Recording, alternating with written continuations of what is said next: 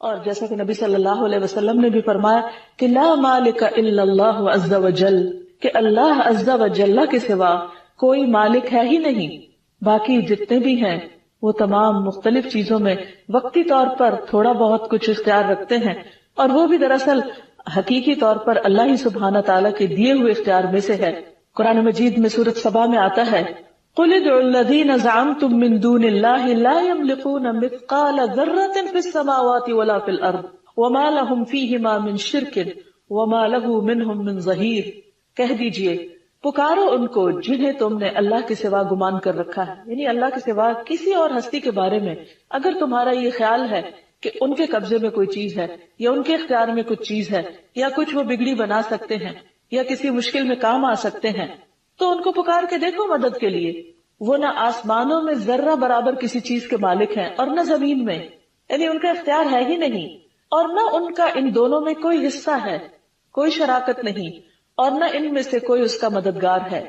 ایک اور جگہ پر فرمایا وَاتَّخَذُوا مِن دُونِهِ آلِهَةً، لوگوں نے اس کے سوا کچھ اور الہ بنا رکھے ہیں، لا يخلقون شيئا، وہ کسی بھی چیز کو پیدا نہیں کر سکتے، وَهُمْ يُخْلَقُونَ، اور وہ تو خود پیدا کیے گئے ہیں، وَلَا يَمْلِكُونَ لِأَنفُسِهِمْ ضَرًّا وَلَا نَفْعًا، اور وہ تو اپنی جان کے بھی نفع نقصان کے مالک نہیں، کسی اور کے مالک تو کہاں، وہ خود اپنے بھی مالک نہیں، خود اپنے سے بھی کسی تکلیف کو دور نہیں کر سکتے، خود اپنی مرضی سے کچھ نہیں کر سکتے۔ وَلَا يَمْلِكُونَ مَوْتًا وَلَا حَيَاةً وَلَا نُشُورًا، نہ وہ زندگی کے مالک ہے، نہ وہ موت کے مالک ہے، اور نہ وہ دوبارہ جی اٹھنے کے اوپر کچھ قدرت رکھتے ہیں، دوبارہ اٹھائے جانے کے بھی وہ مالک نہیں۔ حقیقت یہ ہے کہ زندگی اور موت بھی اللہ کے اختیار میں ہے، ہماری روح کا مالک بھی وہی ہے، جب اس نے چاہا اس جسم میں داخل کر دی اور جب چاہے گا لے جائے گا، اور کوئی کچھ بھی نہیں کر سکتا۔ ہر انسان کی زندگی میں ایسے لمحات آتے ہیں، ایسے اوقات آتے ہیں کہ جب اس کے پاس بہت عزیز اور گراں قدر قیمتی چیزیں اس کے ہاتھ سے چلی جاتی ہیں جو اس کی ملکیت میں ہوتی، ایسے میں انسان بعض اوقات بہت پریشان ہوتا ہے۔ لیکن اگر وہ اللہ سبحانہ وتعالیٰ کی اس صفت کو یاد رکھے، اس قدرت کو یاد رکھے، اور اس کے ساتھ اس کی حکمت اور اس کے علم کو یاد رکھے، تو پھر اس کی زندگی میں پریشانی نہیں ہوگی، کیونکہ ہمارے پاس جو کچھ ہے اسی کا دیا ہوا ہے، اور اس میں سے جو چاہے وہ واپس جب چاہے لے لے، کیونکہ اس کا اصل مالک وہ ہے۔ ہم تو اپنے نفس کے بھی مالک نہیں، اپنے بچوں کے مالک نہیں، ہمارے پاس جو زمین میں نعمتیں ہیں جتنی بھی، ان کے بھی حقیقی مالک ہم نہیں، وہ تو اللہ سبحانہ وتعالیٰ نے اپنی رحمت کے طور پر ہمیں عطا کی ہے، اپنی رحمت کے ساتھ عطا کی ہے، اور جب چاہے وہ ان میں سے جس چیز کو لینا چاہے وہ لے سکتا ہے، کیونکہ ان سب چیزوں کا اصل مالک تو وہی ہے۔ نبی صلی اللہ علیہ وسلم نے فرمایا جان رکھو کہ اگر ساری امت مل کر بھی تمہیں کوئی فائدہ پہنچانا چاہے، یعنی تمام لوگ اکٹھے ہو جائیں اور تمہیں کچھ دینا چاہیں، تو وہ تمہیں نفع نہیں دے سکتے سوائے اس کے جو اللہ نے تمہارے لیے لکھ دیا ہو، یعنی جو اللہ نے تمہارے حصے میں رکھا ہے بس وہی تمہیں ملے گا۔ اور اگر وہ سارے مل کر تمہیں کوئی نقصان پہنچانا چاہیں تو وہ تمہیں کوئی نقصان نہیں دے سکتے سوائے اس کے کہ جو اللہ نے تمہارے مقدر میں لکھ دیا ہے۔ اس لیے انسان کو اس بات سے بے فکر ہو جانا چاہیے، اس بات سے بے خوف ہو جانا چاہیے کہ کوئی اور اس کو کچھ بگاڑ سکتا ہے۔ اسی طرح اللہ کے سوا کسی اور سے امید نہیں رکھنی چاہیے کہ کوئی اور اسے کچھ دے سکتا ہے، کیونکہ دینے والا وہی ہے جس کے پاس کچھ ملکیت ہے اور جس کے پاس کچھ اختیار ہے۔ قرآن مجید میں نبی صلی اللہ علیہ وسلم کے بارے میں آیا، اللہ تعالیٰ فرماتے ہیں قل، آپ کہہ دیجئے لا املک لنفسی نفعا ولا ضرا، کہ میں تو اپنے نفع نقصان کا بھی مالک نہیں۔ اور آپ کون ہیں؟ آپ کوئی معمولی ہستی نہیں ہیں، اللہ کے حبیب ہیں، محمد الرسول اللہ ہیں، سید الانبیاء ہیں، اور ان کے بارے میں فرمایا جا رہا ہے کہ آپ لوگوں کو بتا دیجئے کہ میں اپنی جان کے نفع نقصان کا بھی مالک نہیں ہوں، الا ما شاء اللہ، مگر جو اللہ چاہے۔ وَلَوْ كُنْتُ أَعْلَمُ الْغَيْبَ، اگر میں غیب جانتا ہوتا، لَاسْتَكْثَرْتُ مِنَ الْخَيْرِ، تو میں خیر میں بھلائیوں میں بہت کچھ حاصل کر لیتا۔ وَمَا مَسَّنِيَ السُّوءُ، اور مجھے کوئی تکلیف نہ پہنچتی، کسی قسم کا کوئی دکھ مجھے نہ پہنچتا۔ ان انا الا نذیر وبشیر لقوم یؤمنون، میں تو محض ایک ڈرانے والا اور خوشخبری دینے والا ہوں ان لوگوں کے لیے جو ایمان لے آئیں۔ ایک اور جگہ پر آتا ہے قل انی لا املک لکم ضرا ولا رشدا، آپ کہہ دیجئے کہ بے شک میں تمہارے لیے نہ کوئی نقصان پہنچانے کا اختیار رکھتا ہوں اور نہ کسی بھلائی کا، کیونکہ ہر چیز کا اصل مالک تو اللہ ہے۔ اور یہ ایک ایسی حقیقت ہے کہ جو اللہ سبحانہ وتعالیٰ نے انسان کی فطرت میں رکھ دی ہے کہ انسان جب اپنے آپ کو بہت سی چیزوں میں بے بس اور بے اختیار پاتا ہے تو اس کا دل گواہی دیتا ہے کہ واقعی ہر چیز دراصل اللہ کے اختیار میں ہے اور وہی مالک ہے۔ مشرکین مکہ بھی اس بات کو بہت اچھی طرح سمجھتے تھے، اسی لیے جب وہ حج پہ جانے کے لیے تلبیہ پڑھتے تو وہ کیا کہتے؟ لبیک لا شریک لک الا شریکا هو لک تملکہ وما ملک، مگر تیرا ایک شریک ہے، کیونکہ وہ شرک کرتے تھے، کہتے تھے کہ تیرا ایک شریک ہے، تو اس کا مالک ہے۔ یعنی جن کو وہ اللہ کا شریک بناتے ان کے بارے میں بھی سمجھتے تھے کہ ان کا بھی اصل مالک اللہ ہی ہے اور وہ کسی چیز کے مالک نہیں، اور یہ کہتے ہوئے بیت اللہ کا طواف کیا کرتے تھے۔ تو ہم سب کا اس بات پر ایمان ہونا چاہیے، اس بات پر یقین ہونا چاہیے کہ حقیقی مالک اللہ ہی ہے، اور جب ہم کسی بھی چیز کے ضرورت مند ہوں، کچھ بھی چاہیں، تو حقیقی مالک کے آگے فریاد کریں کہ اے اللہ جو ہر چیز کا مالک ہے، تو جو چاہے کر سکتا ہے اور ہر چیز پر قدرت بھی رکھتا ہے، اور جب تو دینا چاہے تو تجھے کوئی روکنے والا بھی نہیں۔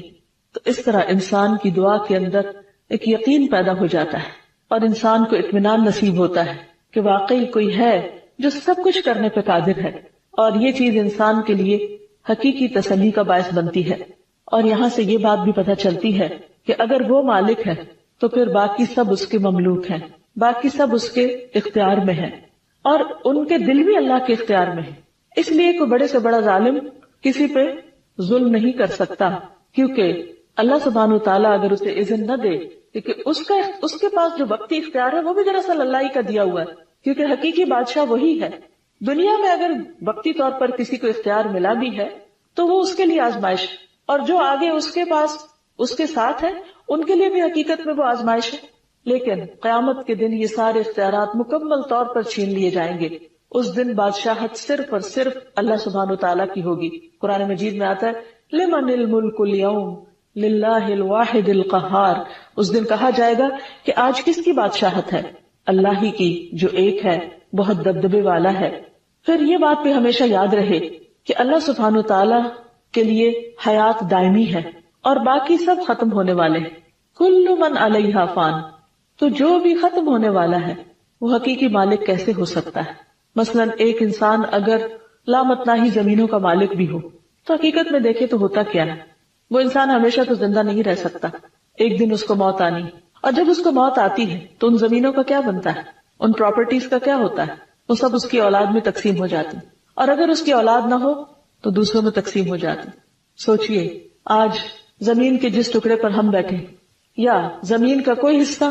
جو ہم خرید چکے یا جس کے ہم اپنے آپ کو مالک سمجھتے ہیں، اس کی ملکیت بھی کب تک ہے ہمارے پاس؟ اس کی اونرشپ کب تک ہے؟ اس کے اختیار ہمارے پاس کب تک ہے؟ اس سے فائدہ ہم کب تک اٹھا سکتے ہیں؟ صرف اس وقت تک جب تک ہم زندہ ہیں۔ موت کے ساتھ ہی ہاتھ کھلے کے کھلے رہ جائیں گے، اور کسی بھی چیز کا کنٹرول اور کسی بھی چیز کا اختیار ہمارے پاس نہیں رہے گا۔ پھر یہ کس کے پاس جائے گا اور آخر میں کس کے پاس ہوگا؟ وَلِلَّهِ مِيرَاثُ السَّمَاوَاتِ وَالْأَرْضِ۔ آج تو ہم سمجھتے ہیں کہ ہمارے بعد ہمارے بچے وارث ہوں گے، اور پھر بچوں کے بعد ان کے بچے اور ان کے بچے، لیکن پھر جب سبھی ختم ہو جائیں گے تو یہ سب چیزیں اپنے اصل اور حقیقی مالک کے پاس لوٹ جائیں گی۔ اس لیے کبھی بھی انسان کو دنیا میں جو کچھ بھی ملا ہے، چاہے وہ مال و متاع ہو یا اولاد ہو یا کوئی اختیار ہو یا حکومت ہو یا اقتدار ہو، کسی بھی چیز پر انسان کو تکبر نہیں کرنا چاہیے، اور ہمیشہ اس حقیقت کو یاد رکھنا چاہیے کہ یہ سب کچھ صرف چند دن کے لیے ہے اور بطور آزمائش ہے، اور بہت جلد ہاتھوں سے نکل جانے والا ہے، کیونکہ کل من علیہا فان ویبقى وجہ ربک ذو الجلال والاکرام، ہر چیز جو اس زمین پر ہے سب فنا ہو جانے والی ہے۔ ایک مرتبہ رسول اللہ صلی اللہ علیہ وسلم نے فرمایا کہ آج کے دن سے 100 سال بعد جو بھی زی روح اس زمین پر ہے سب کے سب فوت ہو جائیں گے، سب ختم ہو جائیں گے۔ اور یہ صرف اس وقت نہیں، یہ سلسلہ مسلسل چلتا چلا آ رہا ہے کہ ہر کچھ عرصے کے بعد جتنی بھی زندگی ہے زمین پر وہ ختم ہو جاتی ہے، پھر نئے لوگ آ جاتے ہیں، پھر وہ وارث بنتے ہیں، پھر جنریشنز آفٹر جنریشنز یہ سلسلہ چلتا چلا آ رہا ہے، اور پھر ایک وقت آئے گا کہ سب کچھ ختم کر دیا جائے گا اور سب کے اقتدار ختم ہو جائیں گے، اور حقیقی بادشاہت اللہ سبحانہ وتعالیٰ کے پاس رہ جائے گی۔ کل نفس ذائقۃ الموت، ہر شخص کو موت کا مزہ چکھنا ہے۔ ثم الینا ترجعون، پھر ہماری طرف تم سب پلٹائے جاؤ گے، اس لیے ہمیں اسی کی طرف رجوع کرنا چاہیے اور اس حقیقت کو کبھی بھی نہیں بھولنا چاہیے۔ حقیقت یہ ہے کہ جو چیزیں اللہ سبحانہ وتعالیٰ وقتی طور پر بھی ہمارے اختیار میں دیتا ہے، ہمیں ان سے بہت محبت ہو جاتی، ہمیں وہ اپنی لگنے لگتی، اور یہی انسان کی آزمائش۔ مثلا خواتین، ان کے پاس جو جیولری ہوتی، گھر کے ساز و سامان ہوتے، ان کے ساتھ کس قدر اٹیچمنٹ ہوتی، لیکن کبھی آپ نے کسی ایسے گھر کا منظر دیکھا ہوگا کہ جس میں ہر چیز بہت خوبصورت طریقے سے سجی ہوئی ہے، ہر چیز اپنی اپنی جگہ پر ہے، لیکن جو ان کی مالکہ ہے وہ دنیا سے جا چکی ہے، اس کے بعد کیا ہوتا ہے؟ وہ تمام چیزیں لوگوں میں تقسیم ہو جاتی۔ اور یہ تو ہمارے یہاں ہوتا ہے، بعض جگہ پر ایسا بھی ہوتا ہے کہ آنے والی جنریشن کو والدین کے مال و متاع سے یا ان کی چیزوں سے یا ان کی کلیکشن سے کوئی دلچسپی نہیں ہوتی، کیونکہ اب ٹرینڈز بدل چکے ہیں، فیشن بدل چکا ہے، اب نیا دور ہے اور نئے طریقے ہیں اور نئی چیزیں ہیں، لہذا انہیں انٹرسٹ اس سے ہوتا ہے کہ ان تمام چیزوں کو نکال کر جو پراپرٹی ہے اس کی قیمت یا اس کا جو فائدہ ہے وہ ان کو مل جائے۔ والدین نے جو کچھ بھی جمع کیا اور جن چیزوں کو سنبھال کر رکھا اور جن چیزوں کو میموری سمجھ کر اپنے ساتھ رکھا اور ان کی کیئر کرتے رہے اور ان کی حفاظت کرتے رہے، دوسروں کے لیے وہ ردی کے مال سے زیادہ کچھ بھی نہ تھا۔ یہ ایک اتنی بڑی حقیقت ہے جس سے ہم عام طور پر غافل رہتے ہیں، اور پھر حقیقی محبوب یعنی اللہ سبحانہ وتعالیٰ سے محبت کرنے کی بجائے ہم ان عارضی چیزوں کی محبت میں مبتلا رہتے ہیں جو بہت جلد ہمارے ہاتھوں سے نکل جانے والی ہیں۔ اس لیے کسی لمحے بھی یہ نہیں بھولنا چاہیے کہ حقیقی مالک اللہ ہے، جو مالک الملک ہے، پوری کائنات کا مالک ہے۔ پھر اسی طرح انسان کی زندگی میں عام طور پر جو مسائل رہتے ہیں، جیسے رزق کا مسئلہ ہے، بعض اوقات انسان کے پاس کچھ ہوتا ہے پھر نہیں ہوتا، پھر ہوتا ہے، زندگی میں اتار چڑھاؤ آتا رہتا ہے، اس میں انسان کے اوپر پریشانیاں بھی آتی ہیں، فقر و فاقہ کا خوف بھی ہوتا ہے، لیکن اگر انسان کے دل میں اس بات کا پورا یقین ہو کہ اللہ میرا مالک ہے اور مجھے کل کی فکر نہیں کرنی چاہیے، اس خوف اور غم میں نہیں جینا چاہیے کہ کل میرا کیا ہوگا یا میرے ساتھ کیا معاملہ کیا جائے گا، نہیں، اگر اس کا یہ یقین ہے کہ ہر چیز اللہ کے اختیار میں ہے، وہ جسے چاہے دے سکتا ہے، جیسا کہ قرآن مجید کی اس آیت سے پتہ چلتا ہے، قل اللہم مالک الملک تؤتی الملک من تشاء وتنزع الملک ممن تشاء وتعز من تشاء وتذل من تشاء بیدک الخیر انک علی کل شیء قدیر۔ کہہ دیجئے کہ اے اللہ جو مالک الملک ہے، جس کو چاہتا ہے ملک عطا کرتا ہے اور جس سے چاہتا ہے چھین لیتا ہے، تو جسے چاہتا ہے عزت دیتا ہے اور تو جسے چاہتا ہے ذلت دیتا ہے، ساری بھلائی تیرے ہی ہاتھ میں، تیرے اختیار میں، اور تو ہر چیز پر قدرت رکھتا ہے۔ تو جو شخص اس چیز پر پورا یقین رکھتا ہے، ایمان رکھتا ہے، پھر وہ پریشانی کا شکار نہیں ہوتا، کیونکہ اگر اسے کچھ ملتا ہے تو اللہ کا شکر ادا کرتا ہے، اگر کچھ اس کے ہاتھ سے جاتا ہے تو اس میں بھی خیر و بھلائی سمجھتا ہے، کیونکہ اس کا اپنے رب پر اعتماد ہے کہ وہ اپنے بندوں سے ہمیشہ محبت کرتا ہے، وہ اپنے بندوں کے ساتھ ظلم نہیں کرتا۔ اور پھر جب اللہ سبحانہ وتعالیٰ پر توکل ہوتا ہے تو اللہ کا وعدہ ہے وَمَن يَتَوَكَّلْ عَلَى اللَّهِ فَهُوَ حَسْبُهُ، جو اللہ پر بھروسہ کرتا ہے اللہ اس کو کافی ہو جاتا ہے۔ ان اللہ بالغ امرہ، اللہ اپنا کام پورا کر کے رہتا ہے، لیکن اللہ نے ہر چیز کا ایک اندازہ مقرر کر رکھا ہے۔ اللہ سبحانہ وتعالیٰ کے فیصلے اس کے ذاتی فیصلے، اسے کسی سے مشورہ نہیں کرنا، اسے کسی ایک کی طرفداری نہیں کرنی اور کسی دوسرے پر ظلم نہیں کرنا۔ اس کے عدل و انصاف پر اگر ہمارا مکمل یقین ہو تو ہمارا اس پر اعتماد اور بھروسہ اور توکل کئی گنا زیادہ بڑھ جائے، اور جس کا توکل اللہ سبحانہ وتعالیٰ پر زیادہ ہوتا ہے اللہ سبحانہ وتعالیٰ اس کی تمام ضروریات میں اس کو کافی ہو جاتا ہے۔ رسول اللہ صلی اللہ علیہ وسلم نے فرمایا، اگر تم اللہ پر ایسا توکل کرو جیسا کہ توکل کرنے کا حق ہے تو وہ تمہیں اس طرح روزی دے گا جیسے پرندوں کو دیتا ہے کہ وہ صبح کو گھونسلوں سے بھوکے پیٹ نکلتے ہیں اور شام کو بھرے ہوئے پیٹ سے واپس آتے ہیں۔ اس کا یہ مطلب نہیں توکل کا کہ توکل کر کے پھر گھر میں بیٹھ جاؤ، نہیں، توکل کر کے پرندوں کی طرح کوشش بھی کرو، لیکن یقین اللہ پہ رکھو کہ جب تم نکلو گے، باہر جاؤ گے، کوشش کرو گے تو بہت سی اپرچونٹیز ملیں گی۔ اور یہ ایک حقیقت ہے کہ اللہ سبحانہ وتعالیٰ اپنی ان تمام نعمتوں میں سے اپنے بندوں کو نوازتا رہتا ہے اور پھر ان کی حفاظت بھی کرتا ہے۔ اس لیے اس المالک کے تمام فیصلوں پر راضی رہنا بھی بہت ضروری ہے۔ جب انسان کا اس بات پر یقین ہو جاتا ہے کہ اللہ سبحانہ وتعالیٰ ہر چیز کا مالک ہے اور وہ اپنے بندوں کو ان کی ضرورت کے مطابق ان کو اپنے رزق میں سے تقسیم کرتا رہتا ہے، تو پھر انسان کے پاس جو کچھ بھی ہوتا ہے اس پر اس کو قناعت حاصل ہوتی ہے، اسے اطمینان قلب نصیب ہوتا ہے، وہ اللہ سبحانہ وتعالیٰ کی تقدیر پر راضی رہتا ہے، اور اس پر توجہ کرنے کی بجائے کہ اسے کیا ملا ہے اور کیا نہیں، وہ زیادہ توجہ اس بات پر کرتا ہے کہ اللہ سبحانہ وتعالیٰ نے اس زندگی میں وقتی طور پر اسے جن چیزوں کا مالک بنایا ہے وہ ان کو کس طرح بہتر طور پر استعمال کرے، ان کی بہتر طور پر کیسے مینجمنٹ کرے، اس میں سے بندوں کے حقوق کس طرح ادا کرے، کیونکہ حقیقت یہ ہے کہ جو کچھ اللہ نے ہمیں دیا ہے اس پر حساب ہونے والا ہے، اس پر پوچھ ہونے والی ہے۔ یہ سب کچھ اس لیے نہیں ملا انسان کو کہ انسان اس پر فخر اور تکبر کرے اور چھوٹی سی کوئی چیز پا کر خدا بننے کی کوشش کرے یا اللہ سبحانہ تعالیٰ کے اختیارات کو اپنے ہاتھ میں لینے کی کوشش کرے۔ انسان کے پاس جو کچھ بھی ہے وہ مملوک بن کر ہی رہے اور اسی میں اس کی خیر و بھلائی ہے۔ انسان ہمیشہ اپنی حقیقت کو پہچانتا رہے کہ ایک دن اسے اپنے مالک کے پاس واپس جانا ہے، جو کچھ اس کے پاس ہے وہ واپس کرنا ہے اور اس کا حساب دینا ہے۔ اور پھر جب اللہ تعالیٰ بندے کو کسی چیز کا مالک بنائے تو پھر اسے وہ اس کی مرضی کے مطابق بھی استعمال کرے، کیونکہ حقیقی مالک تو وہ ہے، ہم تو عارضی مالک ہیں، اور اس نے یہ تمام چیزیں دی بھی اس لیے ہیں ہمیں آزمائے۔ قرآن مجید میں اللہ تعالیٰ فرماتے ہیں تبارک الذی بیدہ الملک وہو علی کل شیء قدیر، بہت بابرکت ہے وہ ذات جس کے ہاتھ میں ساری کائنات کی بادشاہت ہے، ہر چیز کا وہ مالک ہے اور وہ ہر چیز پر قدرت بھی رکھتا ہے۔ الذی خلق الموت والحیاۃ لیبلوکم ایکم احسن عملا، وہ جس نے موت اور حیات کو بنایا تاکہ تمہیں آزما کر دیکھے، کس چیز میں آزمائش، کس چیز کا امتحان، ایکم احسن عملا، کہ تم میں سے اچھے عمل کون کرتا ہے، کام کس کے اچھے۔ گویا کچھ بھی جو اس نے دیا، مثلا اگر اس نے ہمیں ہمارے جسم کا مالک بنایا ہے وقتی طور پر، تو وہ ہم سے دیکھ رہا ہے کہ ہم اس جسم سے کیا کام لیتے ہیں، کیا اس کی اطاعت کے مطابق یا اس کی نافرمانی کے۔ مثلا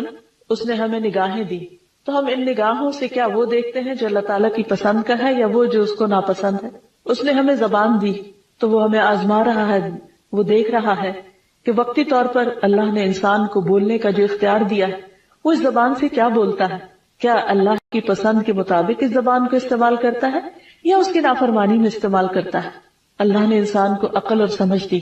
بہت بڑی نعمت جس کی بنا پر انسان باقی تمام مخلوقات سے افضل ہے، لیکن یہ نعمت انسان کے لیے ایک امتحان بھی ہے۔ اللہ تعالیٰ یہ دیکھ رہا ہے، واچ کر رہا ہے، نگرانی کر رہا ہے کہ ہم اس عقل کے ساتھ کس طرح کام لیتے ہیں، کیا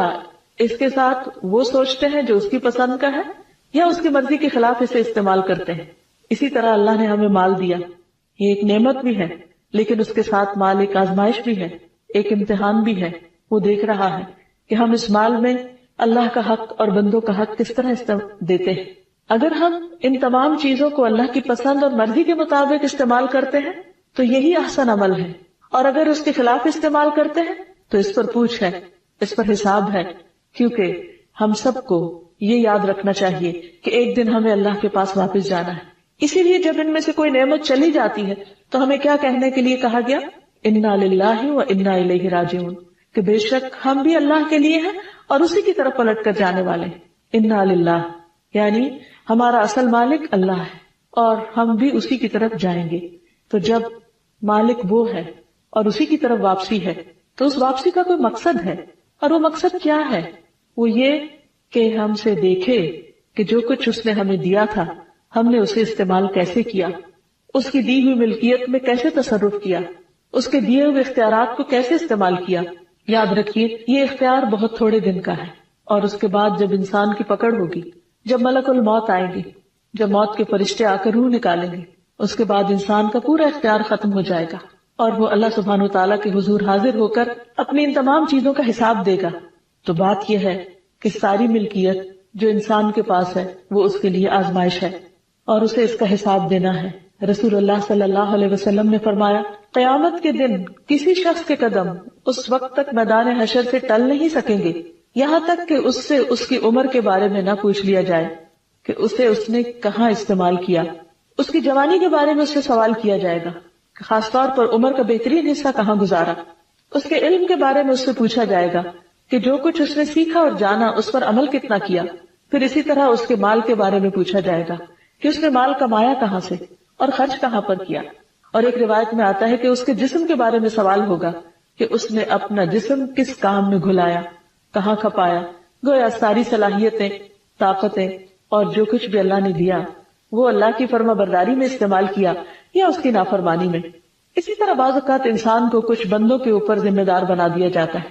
وہ اس کی رعایا ہوتے ہیں، اور حقیقت میں دیکھا جائے تو ہر شخص کسی نہ کسی کا ذمہ دار ہے. جیسے نبی صلی اللہ علیہ وسلم نے فرمایا کلکم راعٍ وکلکم مسئول عن رعیتہ، تم میں سے ہر شخص نگران ہے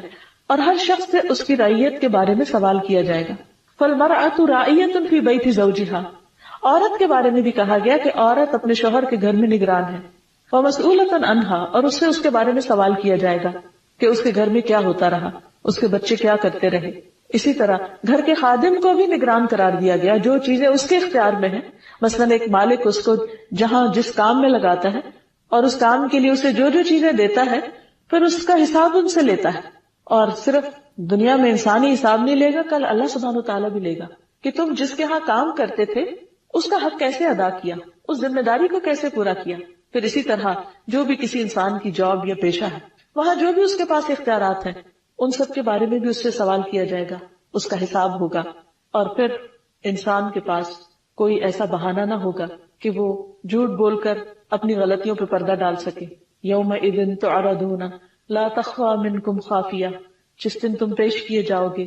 کوئی چھپی چیز تم اللہ سبحانہ وتعالیٰ سے تم چھپا نہ سکو گے، کچھ بھی چھپانا رہے گا، سب کچھ عیاں ہوگا، کیونکہ وہ عالم الغیب والشہادہ ہے،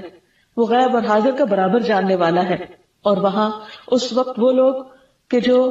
ذمہ دار ہوں گے اور وہ اپنی رعایا کی ضروریات پوری نہ کرتے ہوں گے، اللہ سبحانہ وتعالیٰ ان پر ناراض ہوگا. اسی طرح جو دنیا میں اپنی ملکیت میں بے جا تصرف کرے، ظلم اور زیادتی کرے، اس سے بھی پوچھ ہوگی. پھر اسی طرح اگر انسان دیکھے